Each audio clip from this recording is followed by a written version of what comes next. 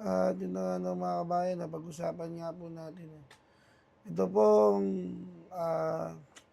pagtanggi ng ICC. Doon nga po sa kahilingan ng depensa ni Pangulong Duterte, nahigpitan nga po yung paggamit ng ID, yung mga ID na gagamitin nung mga biktima di umano ng EJK. Mantakin mo mga kabayan, di ba? Ayon nga doon sa depensa, Pangulong Duterte, dapat higpitan, na dapat national ID or passport ang gagamitin, doon sa mga ipipresentang naging biktima di umano. Kasi mga kabayan, kung papayagan po yan ng ICC, na kahit anong ID na lang po, magkakaroon nyo ng kalokohan dyan sa hearing ngayon. Mantakin mo, napakadali pong gumamit o magpagawa ng peking ID. Diyan nga lang po sa Recto, dami pong gumagawa di ba? Peking SSS ID, peking Health ID. Kaya po nilang pekein yan. Ang mangyayari, lahat po ng mga namatay noon sa panahon ni Pangulong Duterte, kahit nakagat lang po ng lamok, nakagat po ng antik, sasabihin po nila dyan mga kabayan, EJK. Yun nga pong namatay sa panahon ni Marcos di ba? Nagawa pa po nilang isama dun sa sinasabing EJK. Nagawa po natin ng video yan di ba? Hindi po malamang sa malamang. Yan pong peking ID, baka magamit po magamit po nung mga attorney dyan, ng mga adik. Okay, ito nga po, panoorin po natin ano po ang masasabi ni Madam Ali Soto, dyan nga po sa pagtanggi ng ICC, nahigpitan yung gagamiting ID ng mga nabiktima di umano ng EJK. Madam Ali, pasok po. Ito na ang balita na hinarang po ng ICC. Update ito sa International Criminal Court. Hinarang po ng International Criminal Court yung pagtatangka nitong defense team ni dating Pangulong Rodrigo Duterte.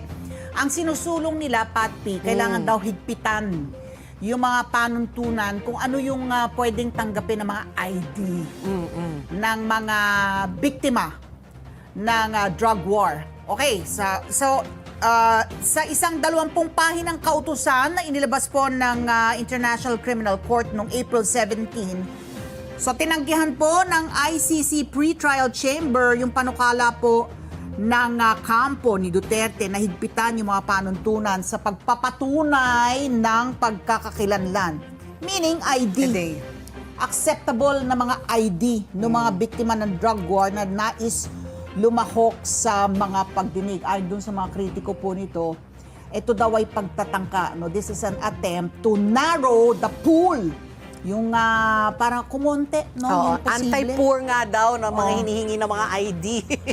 May passport ba sila? Passport, May driver's license ba yung karamihan? Kaya nga. So attempt daw to na to narrow the pool of those who will be allowed to testify in the trial. Para sa akin lang po, Madam Ali, kasi kung yung mga ID lang po dito, mahigpit, okay lang po sana, hindi po ba? Ang nantakin mo, ang bilis mong kumuha ng peking ID sa Recto. Di po ba? Ngayon, sasabihin nila, anti-poor daw. Di ba? Anti-poor. Di magpa-national ID kayo, libre lang. Libre lang po ang national ID. Di ba? Kasi kung yan po yung basihan na talagang may pangalan. Sabi ko nga po sa inyo, kung ang mangyayari po dyan, lahat ng ID tatanggapin, nakapati yung napatay ng dengue, diba? Baka isama dyan sa EJK na yan. Mantakin mo, 30,000. Sinasabi po na itong mga to, itong mga attorney yata na itong mga adik, 30,000 daw labas nyo ngayon yung 30,000 na ID. Diba? Mahirap yun. Baka mailabas nyo lang 10. Hindi na yun. Crimes against humanity yun. Hindi ba mga kabayan? Tutuloy mo, Madam Ali. Nagpetition nga yung lead counsel niya na si Attorney Nicholas Kaufman. Dapat limitahan lang. National ID o kaya national ID pa pala. Wala naman hindi naman successful yung national ID namin. Baka hindi mo nabalitaan. Ako nga, wala pa eh. Diba? Kapil lang yung akin na nilaminate. Oo. Di ba? Sa bagay, kasi mga kabayan, national ID, palpak po talaga yan, mga kabayan. Palpak po talaga, kaunti na nakakuha eh. Pero once na nagpa-register ka kasi, makakakuha ka ng online ID, okay na po yun. Pwede na po gamitin yun, mga kabayan. Madam Ali, pwede na po gamitin yun. Kahit nung online lang. Ang mahalaga, naka-register ka. Ha? Talagang, hindi man dumating sa national ID mo. Ang mahalaga doon, registered ka na ikaw ay isang, di ba, mamamayang Pilipino. At kung ikaw man ay nadali nung panahon ng EJKs, mapapatunayan mo, di ba? Mahirap po kasi pag yung gawang recto lang, mga kabayan. Pag gawang recto lang yung ID mo, yari ka, mga kabayan. Madaling gawin yun eh. Di ba? O, paano kung makagawas na 1 milyong kopya? Di ba? Pati yung napatay ng pako eh, tatetano. Pwede na isama sa EJK. Ha? O, tuloy mo, tuloy. Dadalhin mo pa para malaminate, hindi ba? Nagpetition si Nicholas Kaufman, dapat limitahan lang sa national ID o passport yung mga tatanggaping dokumento na ID. Ngunit tinawag mga abogado na mabikti ang posisyon ng defense team. Discriminatory daw. Anti-poor. Ay, ang sakit, sabi ni Cristina Conte. Ignorant. Tinanggap ng ICC yung mungkahi ng registry ng korte tanggapin ang 30 uri ng dokumento bilang katibayan ng pagkakakilanlan. Alam mo naman Pilipinas, di ba? Doy kaya natin ID. Pwede yung SSS ID mo, driver's license, voter certification. Ang pangit kaya ng senior citizen ID ko. At iba pang government-issued IDs. Ano pa mapapala po kasi natin dyan sa ICC? Talaga namang kontra kay Pangulong Duterte yan. Ikaw ba naman mura-mura ni Pangulong Duterte? Diba? Tapos umalis pa tayo dyan. Talagang gagawa ng paraan yan na para maadiin si Pangulong Duterte. Ako mga kabayan, talagang gustuhin ko man sa sarili ko na paniwalain na makakalaya pa si Pangulong Duterte. Palagay ko talaga mukhang negative eh. Bakit? Kasi mga kabayan, mantakin mo, ang tagal pong hinantay ng ICC na makuha si Pangulong Duterte. Ngayon pong nakakuha po nila si Pangulong Duterte, tingin niyo po ba papalayain mo po ba nila yan? Matapos pong mura-murahin si Pangulong Duterte.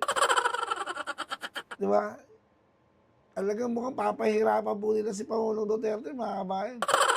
Kaya ako, idol, lalo matanda na po si Pangulong Duterte. Huwag lang po talagang magkamaling dyan po madedo. Ha? Si Pangulong Duterte dahil talagang, ewan ko, ngayon pa nga lang kinulong eh. Dinumog na po yung dahig eh. Di ba? Yung ICC dyan sa dahig. Paano pa kaya kung dyan po mamatay, abutin ng kamatayan si Pangulong Duterte? Ay, grabe. Hindi ko po mawari. Di po ba? Nakita niyo po yung dami ng tao dyan sa dahig nung kinulong si Pangulong Duterte. Paano kung mamatay pa? Di ba? Tapos hawak ng ICC. Ay, dyan tayo. Yan talaga. Huwag naman po sana, mga kabayan. Tuloy mo, Madam Ali. Ang mungkahing ito ay ginawa sa konteksto nga ng kakulangan sa distribution tinatawag na national ID ng mga Pilipino. Kaya nga hindi nga naging matagumpay din yung SIM card registration na yan, di ba? Marami sa mga victim survivors at pamilya ng mga ito galing sa hanay ng mga mahihirap, kulang o kaya walang formal documentation. Naman, no? Samantala binigyan po ng hanggang July 1st ang prosecutor ng International Criminal Court upang kumpletuhin yung pagsisiwalat ng mga ebidensya. No? Ito yung disclosure of evidence na tinatawag, no? Pagsisiwalat ng mga ebidensya ang gagamitin sa pagdinig sa September 23 ba? 23, first Kaugnay confirmation. nung kasong crimes against humanity laban kay dating Pangulong Rodrigo Duterte. Dun sa nasabi ring kautusan, giniit po ng ICC Pre-Trial Chamber 1 ang kahalagahan nung agarang pagsunod ng prosekusyon sa kanilang obligasyon na isiwalat yung ebidensya upang magkaroon naman ng sapat na panahon ng depensa na makapaghanda at Sipin mo mga bayan, September pa po. Ha? September pa po ang pre-trial. Diyos ko po mga bayan. Napakatagal. Sasabihin na mabagal yung hustisya sa bansa natin. Pusang ganun. Ang tawag mo dyan. September pa. Mabilis ba yan? Diba? Nag-iisip ba kayo? Konti? Mga attorney dyan, nagsasabing mas mabilis, mas okay daw sa ICC. Pusang ganun, September pa. Nakakapag-pre-trial si Pangulong Duterte. Sana inumpisahan nyo na kagad. Kung sinasabi nyo mabilis, nakainit talaga eh. Di ba? Yung nagsasabi ko okay daw sa ICC, mga engot kayo. Sabihin ninyo, mas walang hustisya sa Pilipinas, lalong walang hustisya dyan sa ICC. Matakin mo September. Kinidnap ko si Pangulong Duterte ng March. Nangyayari talaga, nakakagigil na naman. Tanay mga Madam Ali. Pagi ito ng probisyon na saad sa Rome Statute ang kasunduang lumikha sa ICC. So karapatan kasi ng mga akusado na mabigyan ng lahat ng ebidensya na gagamitin ng prosecutor dun sa September 23 confirmation of charges. Di ba yun yung sinasabi natin, yung confirmation of charges, bahagi ng proseso ng ICC. Kasi parang it will be determined kung magkakaroon kung sapat ang ebidensya para magkaroon ng kaso. Ng trial. Di ba kung tutuloy sa paglilitis. No? Ang konfirmasyon ng mga kaso, confirmation of hearings, bahagi po ng proseso ng ICC kung saan tinitimbang na mahukom kung sapat ang ebidensya para upang ituloy ang paglilitis. Kung makumpirma ang mga kaso, itatalaga ang mga ito sa isang trial chamber para sa mas malalim na pagdinig. Ano na ba ang ebidensya na hawak ng prosecution? Ayon po kay ICC Prosecutor Karim Khan, sisikapin po nilang tapusin yung pagsusuri at pagsisiwalat ng lahat nilang hawak na ebidensya. Una sabi niya 30 days before yung confirmation of charges hearing on September 23. Pero sabi ng judges, hindi. Dapat matapos yan before the 1st of July. At anumang ebidensya na isusumitin nyo pagkatapos ng July 1st, hindi natatanggapin. No, para sa confirmation of charges hearing. Kabilang sa may ebidensya na banggit ni Khan, 8,565 pages. Yung kanilang document, 9 na litrato, 30 audio-visual files. Ang tagal, alam mo, ang kabuang tagal, 15 hours, 55 minutes of audio-visual files. Grabe, no? Hindi ka na sa kakapakinig. Nakatakdang tumistigo sa confirmation of charges hearing ang dalawa pang saksi ng prosecution, ngunit hindi pa nilalantad ang kanilang pagkakilanlan dahil sa posibleng pangangailangan ng tinatawag na protective measures. Sa ibang balita, ipoposisyon na po ng Estados Unidos ang hindi pa tinutukoy na bilang ng Nemesis. Yun yan mga bayan. Yun yung balita patungkol dun. Isipin mo, pre-trial pa lang yun. Sa September, magkakaalaman pa kung talaga magkakaroon ng trial. Kaugnay nga dyan. Diba? Tapos, prosecutor nila, taga-ICC din. Yung judge nila, taga-ICC din. No? Parang niluluto nyo po sa sariling mantika si Pangulong Duterte. Diba? Parang kayo rin eh. Di po ba? Sige naman po, ginagawa ninyong mga bata, yung mga nakikinig sa inyo. Kaya yung sinasabi ko, mukhang dyan po talaga aabutan si Pangulong Duterte. At sa tingin niyo po mga kabayan, sa tingin niyo po, doon mukhang magaling po yung yung depensa, yung nakuwang attorney ni Pangulong Duterte. Kasi ang iniisip ko talaga dyan, matanda na po si Pangulong Duterte.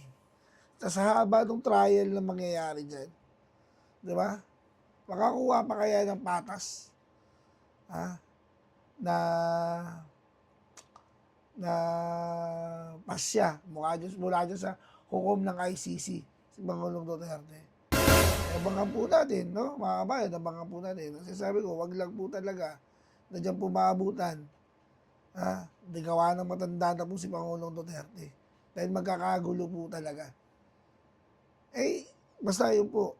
Hindi ko basta yung magkakagulo na magkakagera. Sabihin naman ng NBI dyan, nananakot ka. Sedition yan, ha? Nag-ano ka na magkakagera. Sabi ko, magkakagulo lang. Kasi nga, base dun sa nangyari, na isipin mo, kinulong pa lang. Diniretso na sa dahig. Dami tao. Dami Pilipino. Paano pa kayo pag dyan namatay? Ito ba? Yun lang mga kabayan. Sabi sa NBI, wag masyadong Yung mga NBI, matrigger happy to eh. Di ba? Hindi magkakagulo sedition yan. Di ba? Lusang gala. Utak, sir, utak. Yun lamang po at hanggang sa muli, kung bago ka pa nga lang sa aking channel, kabayan, huwag mo na kang kalimutang mag-like at mag-share at mag-subscribe. Yun lang po, okay na po doon. Kahit yung sa mga nagpapadala po ng mga pangkape, maraming salamat po sa mga pangkape. Pero importante po sa atin yung share at like po mga kabayan. Maraming salamat po. Paalam.